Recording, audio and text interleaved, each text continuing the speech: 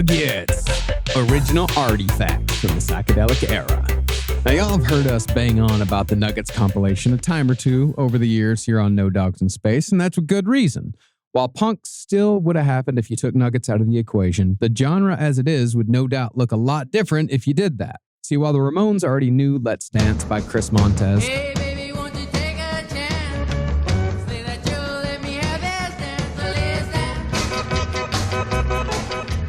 everybody knew Louie Louie. I hope everyone knows Louie Louie. God damn it, if you don't, go listen to Louie Louie. I'll allow it.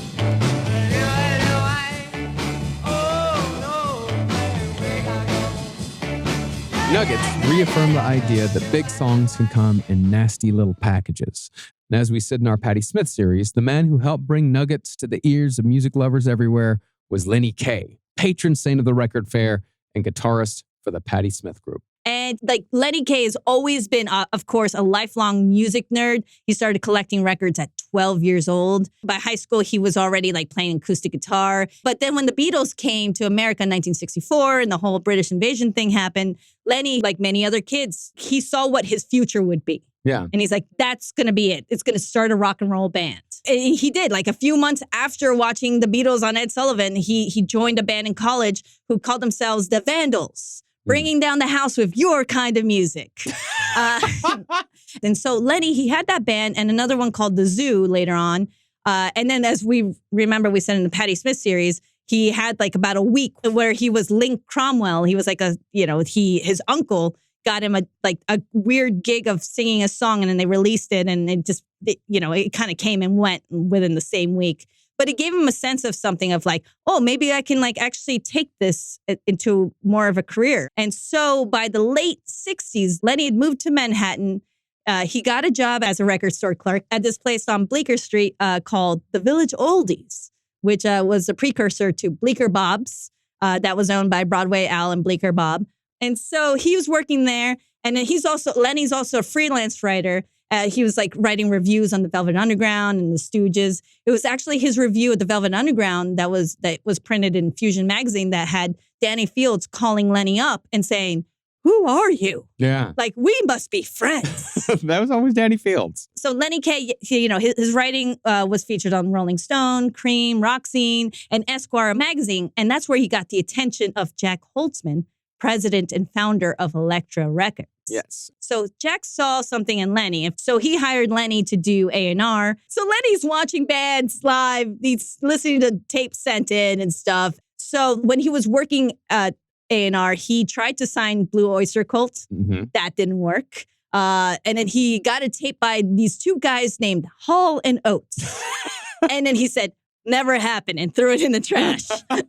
So, like, after 6 months of working for Elektra, he wasn't signing anyone they liked, and it was just not working out.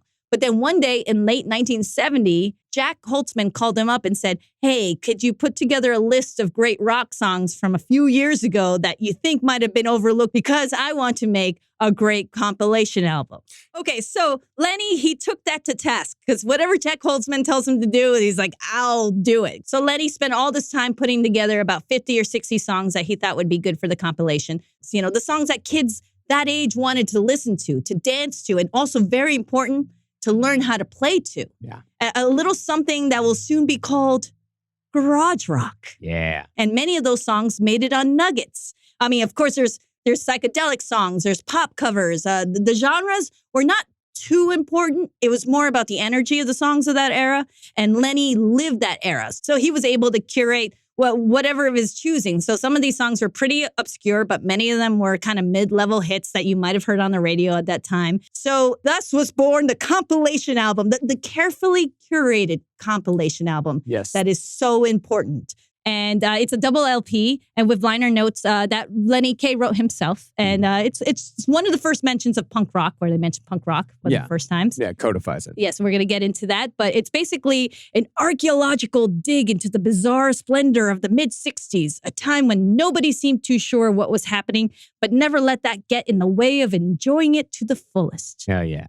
So to get an idea of why Nuggets took off and is still talked about 50 years later, let's listen to some samples of songs featured on the compilation, starting with Farmer John. My favorite song. My favorite song on the Nuggets compilation. Sorry, so do it again. Oh my God. Okay. Play Farmer John. Starting with Farmer John by the Premiers. Yeah. Farmer John. I'm in love with your daughter.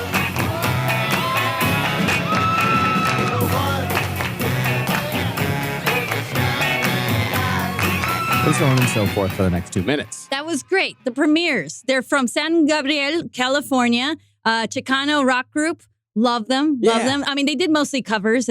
Farmer John is a cover by Don and Dewey, R&B duo. And the thing I love about the Premiers is that if you're not a strong singer, just have two people in your band sing Yeah. and then have a party around it while you're trying to record, just to kind of bring some more energy to it. And also to hide the fact that maybe if you can't sing very well, Yeah. it doesn't matter because it's all about the energy. And that's why I love that song. And I know we listen a lot to the Head Coats, Billy Childish's version of Davy Crockett. David Crockett, what you got in your pocket? Yeah. Which it's is the same exact melody. Just so spelled. Yeah. catchy. So much fun. And the Premiers, they were actually broken up by the 60s because as they were touring and trying to make it as musicians, two of them got drafted and had to go fight in Vietnam. One of them was a machine gunner on the ground. Like these guys were, one and the other one was an artillery guy. And but it was during a very it was a crazy time. I don't know how else to say it. These dark times with the Chicano riots and everything, and a lot of Mexican Americans looking around being like, how come they're sending us all the time? And speaking of Vietnam, our next song, The Castaways with Liar Liar. Cool. Why speaking of? Because it's on the Good Morning or Vietnam soundtrack. Oh, yeah. Okay.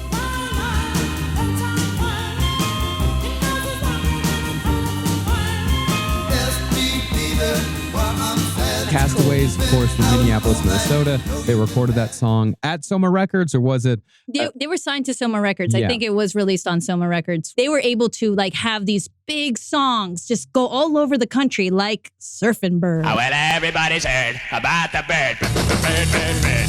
The bird's a word. Oh, well, a bird, bird, bird.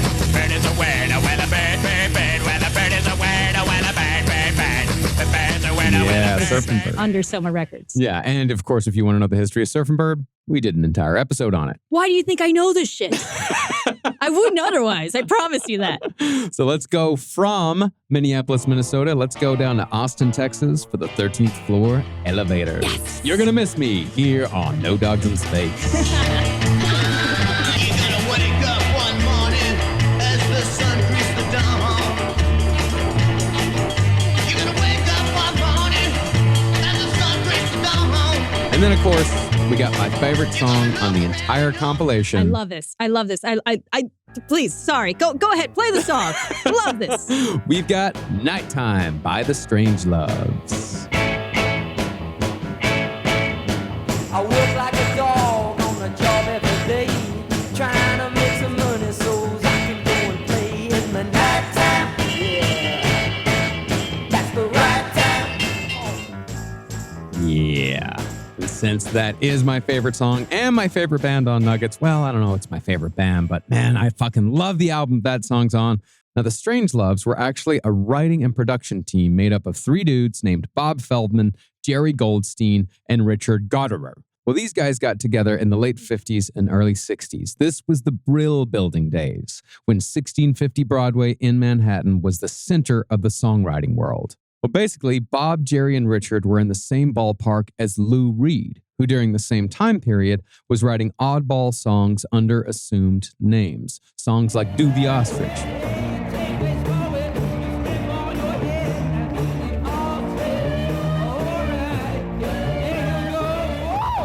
He also had more commercial compositions like this one called Cycle Annie, which was released under the band name The Beach Nuts. I love that. You'd better watch out for little Cycle Annie. Watch out for little Cycle Annie. Watch out for little Cycle Annie. The guys who eventually made up the Strangeloves, however, they were a little more bespoke.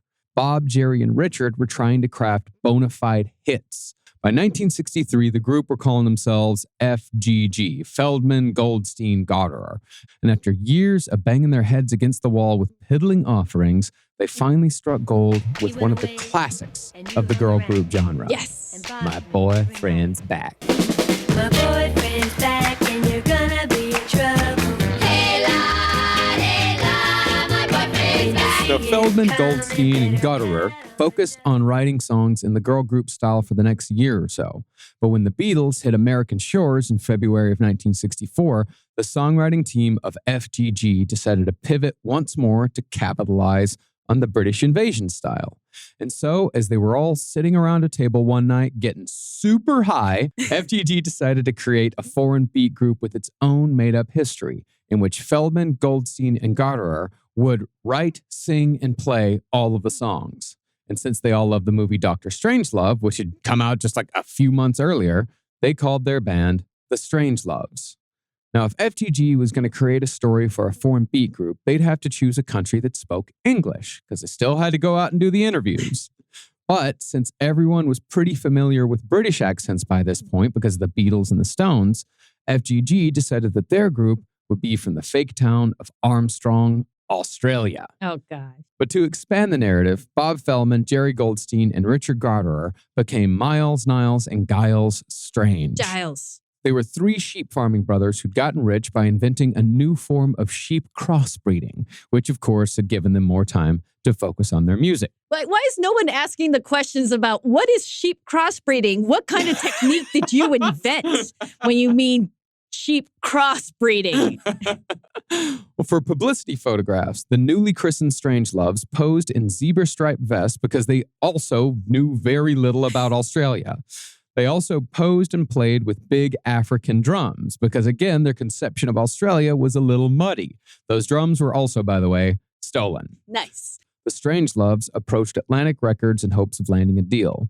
But when they took a meeting at the Atlantic offices with the head of talent development, they were actually screamed at for being, quote, white dudes bastardizing rhythm and blues.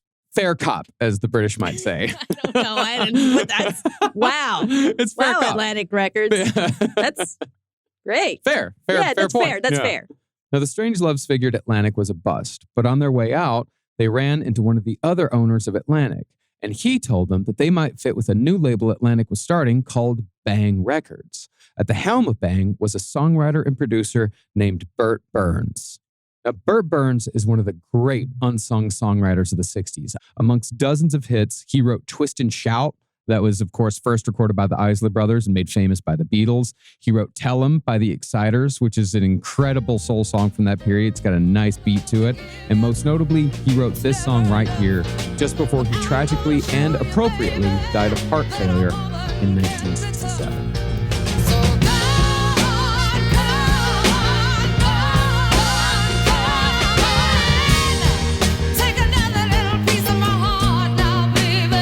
That was the original recording of Piece of My Heart. That was by Irma Franklin. Of course, that song was made famous by Janis Joplin just a couple of years I later. love it when you get all AM radio.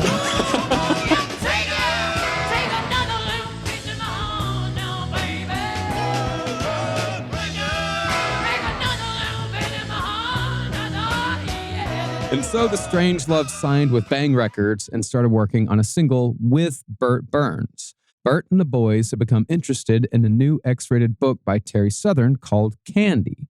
And so Burt came up with a title based around the name Candy and provided a few lines of rhymes. The Strangeloves then finished writing the lyrics, gave it a Bo Diddley beat, and recorded it with those stolen African drums. In fact, their entire album was recorded with those stolen African drums. The result was, as you may have already guessed, I Want Candy.